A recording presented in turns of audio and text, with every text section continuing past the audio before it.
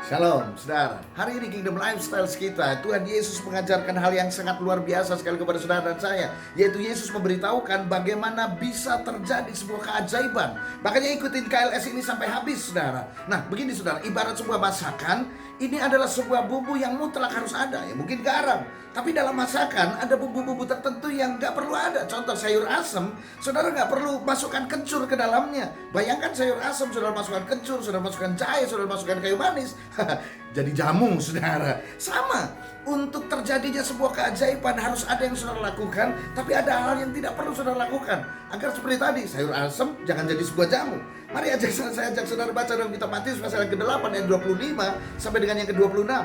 Maka datanglah murid-muridnya membawa dengan dia, katanya, Tuhan tolonglah kita binasa. Ia berkata kepada mereka, mengapa kamu takut, kamu yang kurang percaya? Lalu bangunlah Yesus mengharing angin dan danau itu, maka danau itu menjadi teduh sekali.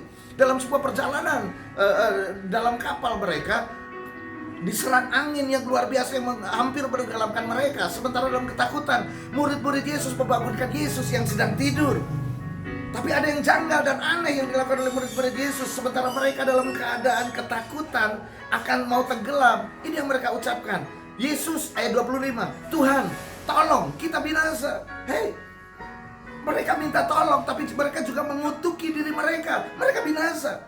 Dengar saudara, banyak hari ini di antara saudara yang meminta pertolongan Tuhan. Saya berdoa, saudara berseru minta keajaiban terjadi, tapi di saat yang sama mulut saudara mengatakan hal-hal yang negatif. Mulut-mulut saudara mengatakan keluh kesah, kata-kata kutuk, gosip dan lain sebagainya. Hari ini saya mau berkata kepada saudara, ubah nasib saudara, bahkan masa depan saudara. Dimulai dari apa?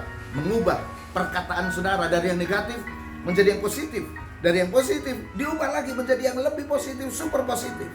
Jadi saudara, kalau saudara mengharapkan sebuah keajaiban, lalu kata-kata saudara negatif, itu sama saja saudara sedang mematikan pengharapan yang ada di dalam saudara. Ubah kata-kata negatif saudara, entah itu kutuk, kecewa, keluh kesah, diganti semua dengan yang positif.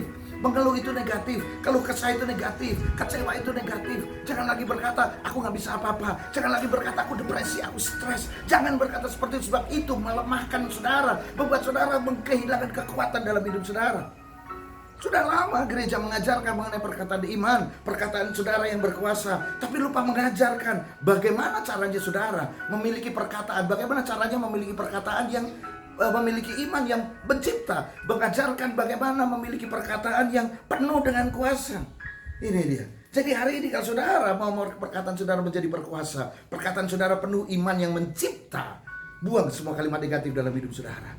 Dan ironis di hari ini, justru banyak orang Kristen menyadari perkataannya berkuasa. Lalu apa yang mereka lakukan? Mereka mengutuki orang lain dan merasa bangga ketika kutuk itu terjadi. Berkata, tuh kan perkataan saya apa? Perkataan saya memang berkuasa. Hei, sudah diciptakan untuk memberikan perkataan yang membangun, menasihati, menghibur, bukan mengutuk. Dengar saudara, seorang profesor di Jepang, dia menggalakkan percobaan. Ada 3 gelas air. Gelas pertama dikutuki, dikasih kata-kata jelek, kamu gak berhasil, kamu gak bisa apa-apa. Gelas yang kedua tidak dikatain apa-apa. Gelas yang ketiga diberikan perkataan-perkataan yang membangun, kamu bisa, kamu diberkati, kamu pasti berhasil, kamu pasti menjadi sesuatu yang baik. Lalu setelah dimasukkan kulkas, dikeluarkan setelah 4 jam, apa yang terjadi? Gelas pertama yang dikutuki, molekulnya hancur, struktur kristalnya hancur, sehingga menciptakan seperti awan di dalam gelas itu. Gelas yang kedua yang tidak dikutuki, tidak terjadi apa-apa, bening biasa. Tapi gelas yang ketiga yang diberikan kata-kata yang membangun, kata-kata yang positif, kristalnya lurus dan kristalnya begitu cantik, saudara.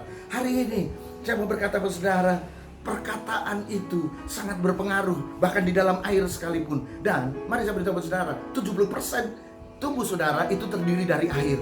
Jadi kalau saudara mengatakan perkataan negatif, perkataan kutuk, itu juga terserap dalam diri tubuh saudara. Dan sedikit banyak perkataan itu akan kembali dan terjadi dalam hidup saudara. Hari ini jaga perkataan saudara. Jadi begini saudara, perkataan iman, perkataan yang berkuasa, itu tidak hanya berbicara hanya bicara apa yang saudara inginkan. Kalau saudara menginginkan pekerjaan saudara lebih baik, saudara menginginkan gaji yang lebih bagus, saudara tidak hanya mengatakan, oh gajiku lebih bagus, aku akan mendapatkan posisi yang bagus. Bukan hanya itu, tetapi perkataan iman dan perkataan yang berkuasa itu adalah begini saudara, tidak hanya bicara apa yang saudara ingin, tapi diinginkan, tetapi juga perkataan iman adalah menyusun kalimat dengan benar, disertai dengan tindakan yang benar setiap hari. Saya ulang saudara, perkataan iman dan perkataan yang berkuasa itu tidak hanya bicara apa yang saudara inginkan, tapi perkataan iman adalah menyusun kalimat dengan benar, disertai dengan tindakan yang benar setiap hari. Perkataan saudara mengubah nasib saudara, perkataan saudara mengubah iman saudara, dan perkataan saudara juga bisa mengubah kehidupan orang lain. Kingdom Lifestyle hari ini, Tuhan Yesus memberkati saudara.